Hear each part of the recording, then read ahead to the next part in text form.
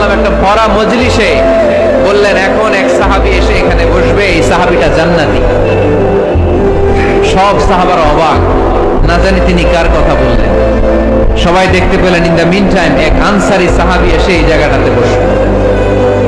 তার কয়েকদিন পরে আরেকটা ভরা মজলিসে আল্লাহ রাসূল বললেন, এখন এই মাত্র এক সাহাবী এসে এখানে বসবে, এই সাহাবীটা জান্নাতি।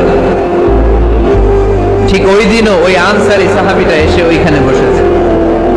আবার কয়েকদিন পরে আল্লাহ রাসূল সাল্লাল্লাহু আলাইহি ওয়াসাল্লাম বললেন, এই মুহূর্তে এই মজলিসে এমন এক সাহাবী ঢুকবে, এই সাহাবীটা জান্নাতি। সবাই খেয়াল করে দেখলো, ওই যে আনসারী সাহাবীর কথা রাসূল সাল্লাল্লাহু আলাইহি ওয়াসাল্লাম আগে বলেছিলেন, ওই সাহাবী এসে ইন দ্য মিন টাইম ওই জায়গায় বসেছে। চিল্লায় পড়েন সুবহানাল্লাহ। সব সাহাবীরা অবাক হয়ে গেলেন, ঘটনা কি?